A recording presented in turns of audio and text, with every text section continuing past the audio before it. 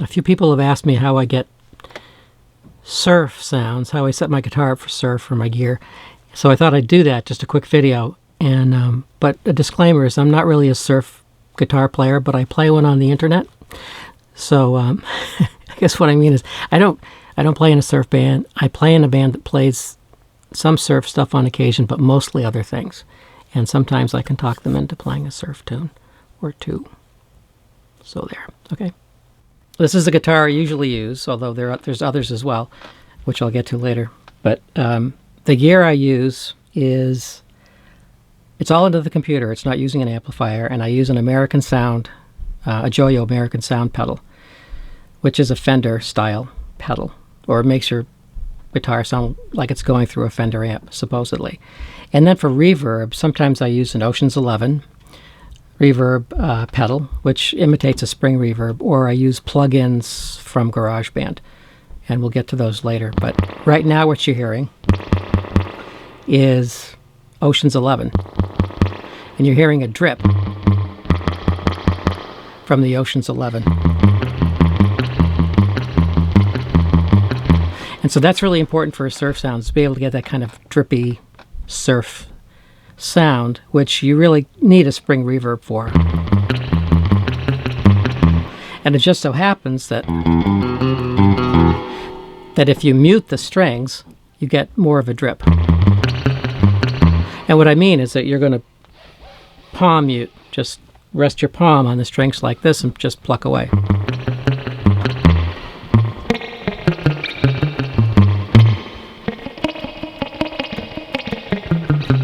So it adds to the drip.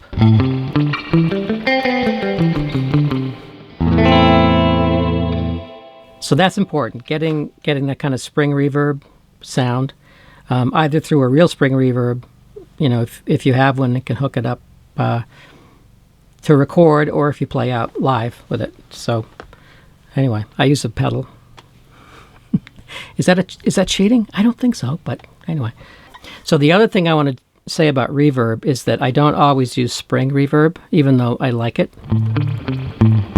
So what I'm going to do is I'm going to turn off the spring reverb here, and this is it without the spring reverb. And I'm going to turn on this other kind of reverb, I hope.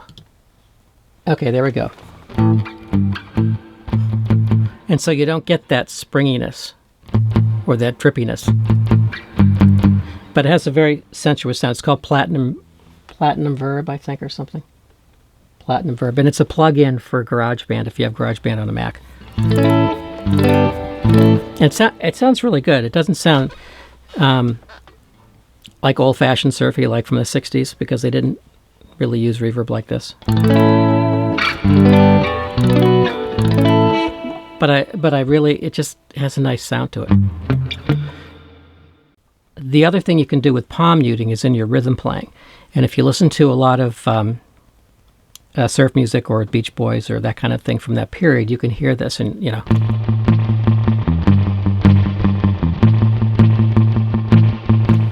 And what you're doing there, what I'm doing, is I'm playing the two bottom notes of an A chord, right?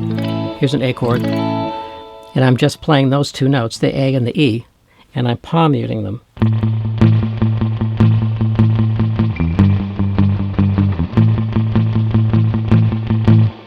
All right, so there's a lot of rhythm parts in songs from this period, or even contemporary stuff, where that's what they're doing. They're palm muting the rhythm part.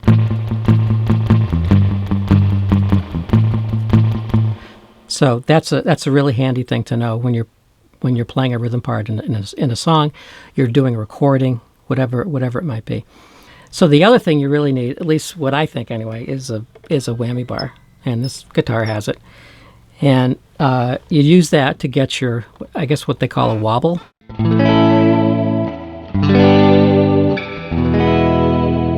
Like that. Or like a little bit of a dip or a dive.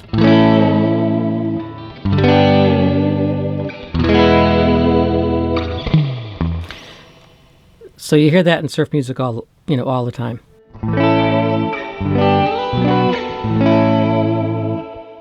So this is just another guitar with the same kind of, see if you can see it, same kind of vibrato system as the Jazzmaster and as the Jaguar. So, and I kind of like it. And it does the same, you know, the same kind of thing.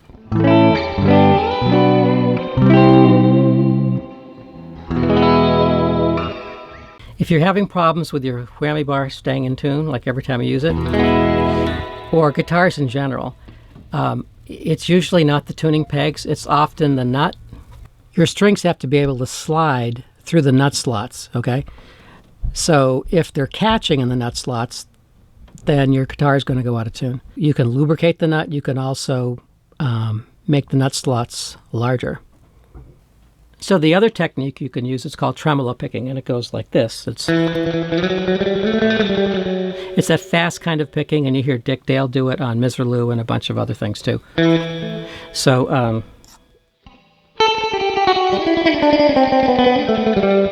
kind of like that. Just a real quick tip about recording. One thing you can do to really kind of fatten up your sound is to double track your guitar. So play a line and have two different guitars playing that, maybe a different sound on each. You can also play octaves. So one guitar might be playing and the other one might be playing. And it sounds really cool. It sounds like suddenly there's a 12 string in your recording when there's really not.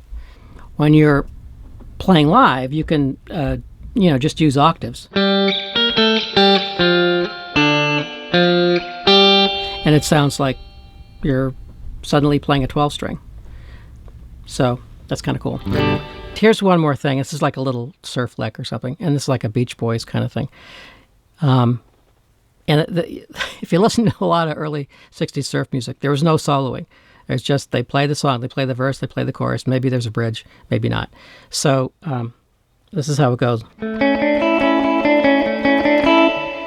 And so what I'm playing is I'm playing an A chord, and I'm plucking the first note, which would be the A on the 5th string, and then playing the 3rd here. And then playing the D here with my pinky.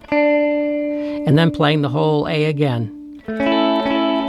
Pinky, 3rd.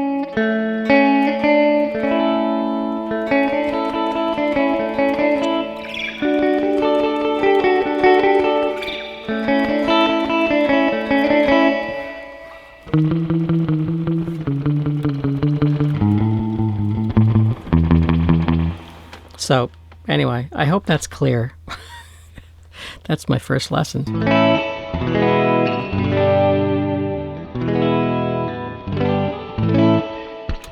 Bye for now.